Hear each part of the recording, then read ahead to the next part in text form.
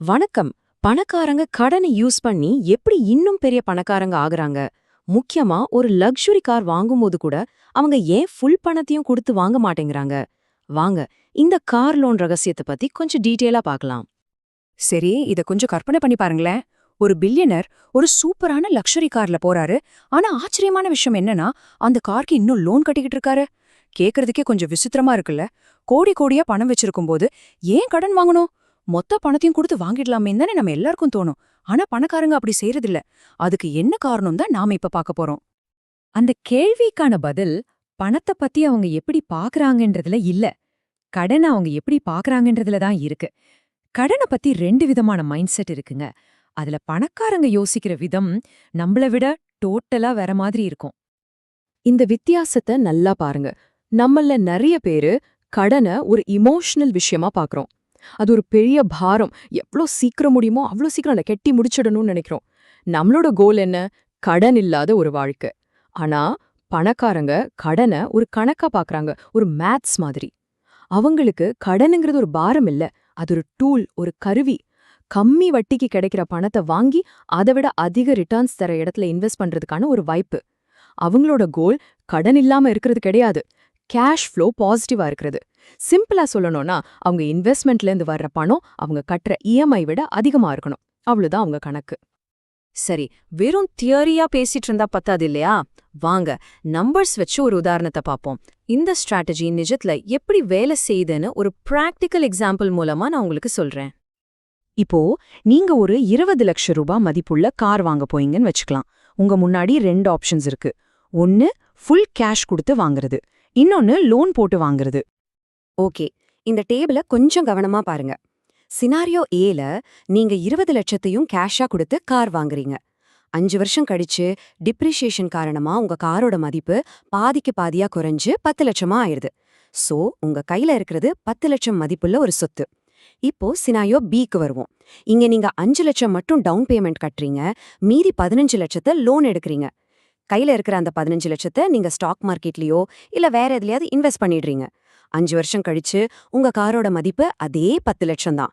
ஆனா நீங்க பண்ண இன்வெஸ்ட்மெண்ட் வளர்ந்து கிட்டத்தட்ட 25 லட்சமா மாறி இருக்கும். நீங்க லோனுக்கு வட்டி எல்லாம் கட்டினதுக்கு அப்புறமும் உங்க கையில கடைசியா நிக்கிறது சுமார் 21 லட்சம். பாத்தீங்களா, ஒரே ஸ்டார்டிங் பாயிண்ட் தான், ஆனா ஃபைனல் ரிசல்ட் எவ்ளோ வித்தியாசமா இருக்கு. இதுதான் இந்த ஸ்ட்ராட்டஜியோட பவர். இந்த பார் சார்ட் அந்த வித்தியாசத்தை இன்னும் கிளியரா காட்டுது பாருங்க. கேஷ் கொடுத்து வாங்கியிருந்தா உங்ககிட்ட 10 லட்சம் மதிப்புள்ள சொத்து மட்டும்தான் இருந்திருக்கும். ஆனா லோனை ஒரு டூலா யூஸ் பண்ணதால உங்க சொத்து மதிப்பு கிட்டத்தட்ட டபுள் ஆகி 21 லட்சமா உயர்ந்திருக்கு.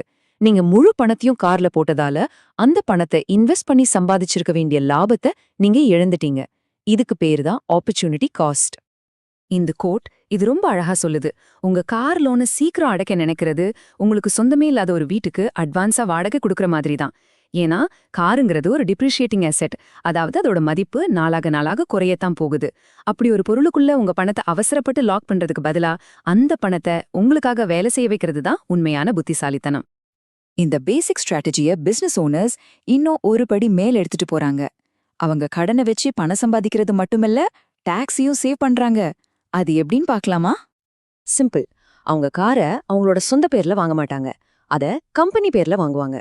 அப்படி பண்ணும்போது காரோட டிப்ரிசியேஷன், அதுக்கு கட்டுற வட்டி, பெட்ரோல், இன்சூரன்ஸ்னு எல்லாத்தையும் கம்பெனி செலவா காட்டிடுவாங்க. இதனால கம்பெனியோட மொத்த லாபம் கம்மியாகும். அதனால அவங்க கட்ட வேண்டிய டாக்ஸும் குறையும். எலக்ட்ரிக் வெஹிக்கிள்ஸ், அதாவது இவி கார்களுக்கு இந்த கேம் இன்னும் சூப்பரா இருக்கும். ஒரு கம்பெனி இவி வாங்கினா முதல் வருஷமே 40% வரைக்கும் டிப்ரிசியேஷன் காட்ட முடியும். யோசிச்சு பாருங்க, 40 லட்சம் ரூபாய் காருக்கு முதல் வருஷமே 16 லட்சத்தை செலவா காட்டி டாக்ஸ் பெனிஃபிட் எடுக்கலாம். 5 வருஷம் கழிச்சு அந்த காரை வித்துட்டு புதுசா இன்னொரு இவி வாங்கி இதே டாக்ஸ் பெனிஃபிட் சைக்கிள கண்டினியூ பண்ணிட்டே இருப்பாங்க. இது ஒரு முடிவே இல்லாத செல்வத்தை உருவாக்குற, டாக்ஸை சேவ் பண்ற ஒரு மெஷின் மாதிரி வேலை செய்யும். இந்த டெக்னிக்ஸ் எல்லாம் கேட்டதும் ஆஹா, நாமளும் இதை பண்ணலாமேன்னு உங்களுக்கு தோன்றது சகஜம்தான். ஆனா ஒரு நிமிஷம், இந்த கேம்க்குன்னு சில முக்கியமான ரூல்ஸ் அண்ட் வார்னிங்ஸ் இருக்கு. இந்த ஸ்ட்ராட்டஜி எல்லாருக்கும் செட் ஆகாது. இந்த ஸ்ட்ராட்டஜி ஒர்க் அவுட் ஆகணும்னா முதல்ல உங்களுக்கு கடுமையான ஃபினான்ஷியல் டிசிப்ளின் இருக்கணும். 2வது, கையில மிச்சமாகிற பணத்தை நீங்க நிஜமாவே புத்திசாலித்தனமா இன்வெஸ்ட் பண்ணணும். 3வது, ரிஸ்க் கம்மி பண்ண லோ ரிஸ்க் இன்வெஸ்ட்மெண்ட்ஸை தேர்ந்தெடுக்கணும். மாசம் மாசம் கட்டுற இஎம்ஐ உங்களை கஷ்டப்படுத்தாத அளவுக்கு இருக்கணும். ரொம்ப முக்கியமா, அந்த பணத்தை திடீர்னு ஒரு ஃபோன் வாங்கவோ இல்ல ஒரு ட்ரிப் போகவோ செலவு பண்ணவே கூடாது. அப்போ இதுலேருந்து நாம என்ன கத்துக்கிட்டோம்? இது வெறுமனே கடன் வாங்குறத பத்தின விஷயம் இல்ல, பணத்தை பத்தின நம்மளோட மைண்ட் செட்டை மாத்துறத பத்தினது. கடனை ஒரு சுமையா பாக்குறத விட்டுட்டு அதை ஒரு பவர்ஃபுல் டூலா பார்க்க கத்துக்கிறது தான் இங்க பாயிண்ட். இந்த கடைசி கோட் இந்த முழு தத்துவத்தையும் ரொம்ப அழகா சொல்லுது. பணங்கிறது ஒரு சோல்ஜர் மாதிரி.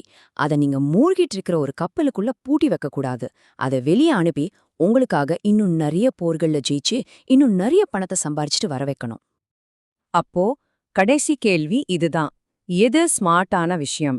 கடன் இல்லாம இருக்கிறது நல்லதா இல்ல கேஷ் ஃப்ளோ பாசிட்டிவா வச்சிருக்கிறது நல்லதா? உங்க இலக்கு எது? கடன் இல்லாத வாழ்க்கையா இல்லனா பணப்புழக்கம் எப்பவும் பாசிட்டிவா இருக்கிற ஒரு செல்வச்செழிப்பான வாழ்க்கையா? இந்த கேள்விக்கு நீங்க சொல்ற பதில் தான் உங்க ஃபினான்ஷியல் ஃபியூச்சரோட திசையையே தீர்மானிக்கும்.